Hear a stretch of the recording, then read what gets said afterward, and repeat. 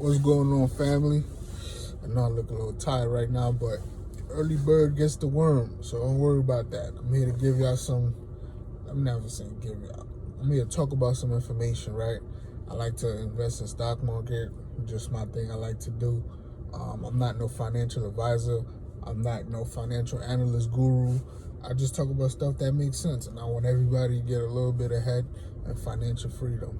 But I ain't gonna hold y'all up too long. I'm gonna get straight to it. So today I'm gonna talk about 5 reasons why I wouldn't buy a stock. Or even if you still want to buy or whatever, at least these things and just start the conversation, right? I want our community to start talking about things different.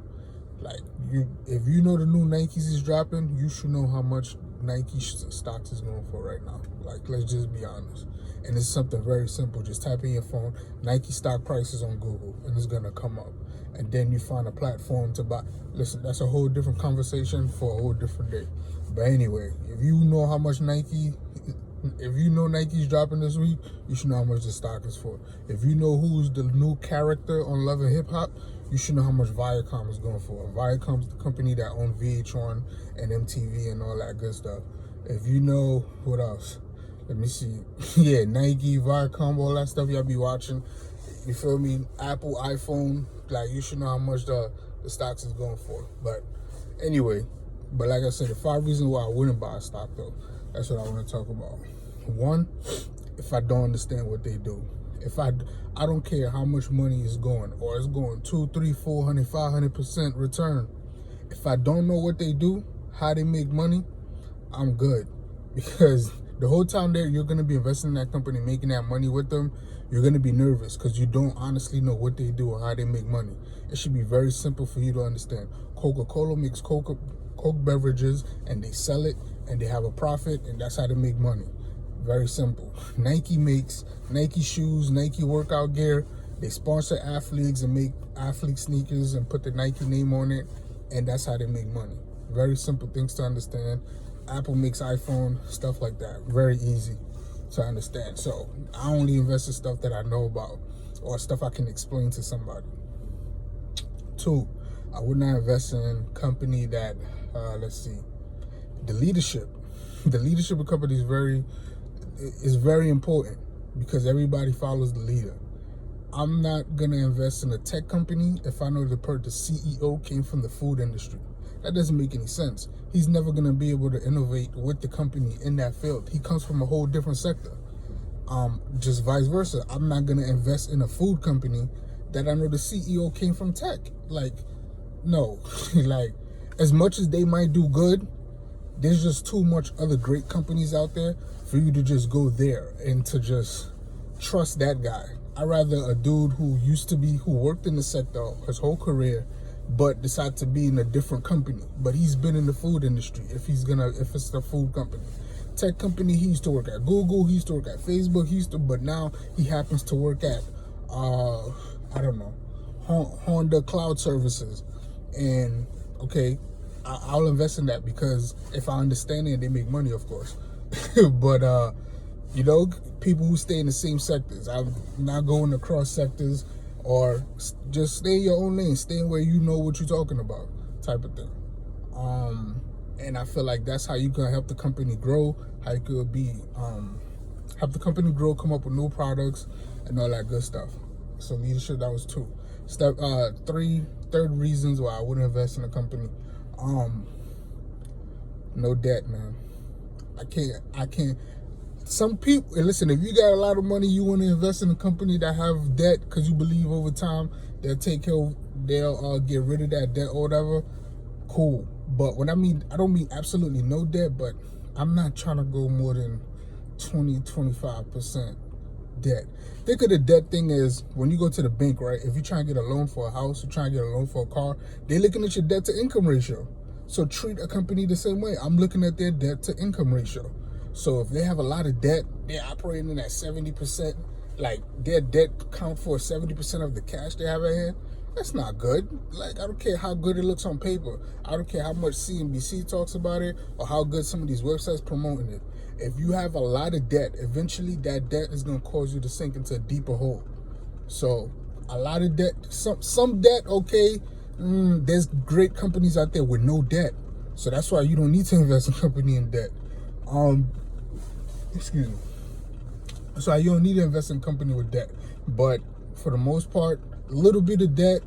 If I have a lot of debt, like I'm just like, never mind, man. I'll let somebody else take that chance. I'm good. So that was reason number 3. Reason number 4. I didn't write this down. I'm coming off the top.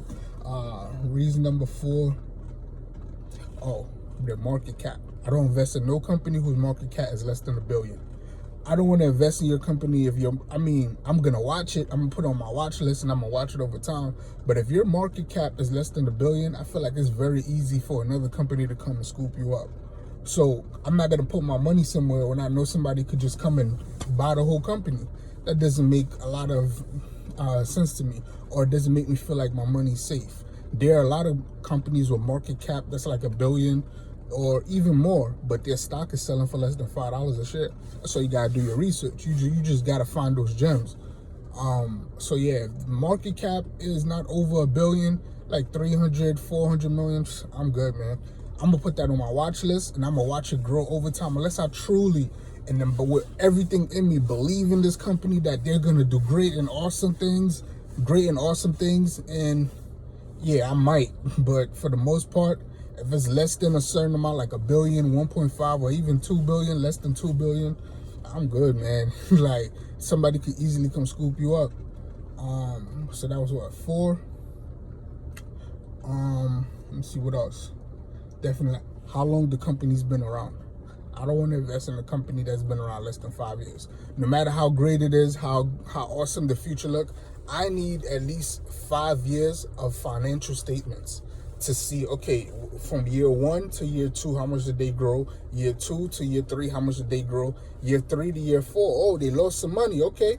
Year 4 to year 5, how did they recover? You have to see the history of somebody before you just give them your money. Not because they have a cool name, not because everybody's talking about like, yo, this company's gonna blow up, the hoop and this and that or whatever.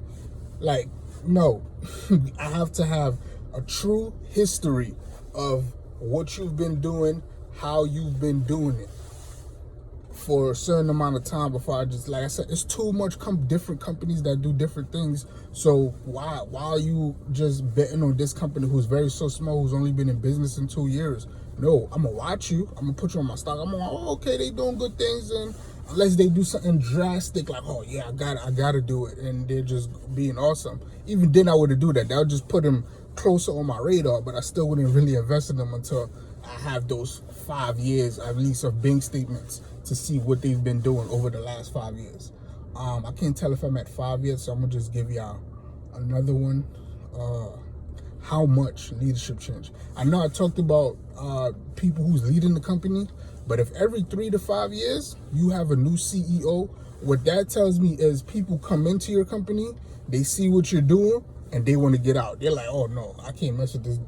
They're not gonna come out publicly and bash you and talk bad about your company. But if every 3 to 5 years your CEO or your leadership team is changing, is constantly rotating, no, I'm not doing that. Like, that's not a good company. That whatever you got going on in there, people don't trust it. That's why they don't stay. Right? Just like, would you rather how would I say, like, would you rather have a different job every 3 to 5 years, or would you rather be somewhere and constantly grow, and eventually, like, you could get up to higher up that leadership position? Or would you rather have I don't know, like, I'm rambling now. But anyway, for the most part, listen, man, it's easy to invest in the stock market. Like, just do the research. It's really not that hard.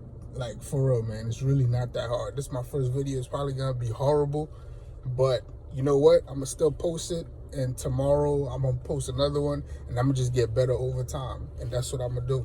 I'm gonna just stick with it. Just get better over time, get better over time, get better over time. But anyway, I gotta go. I'm gonna holla. I'm gonna talk to y'all another time. And yeah, man, the world is yours. Do your research. Do what you gotta do, man. Invest in the stock market. Holla. 1.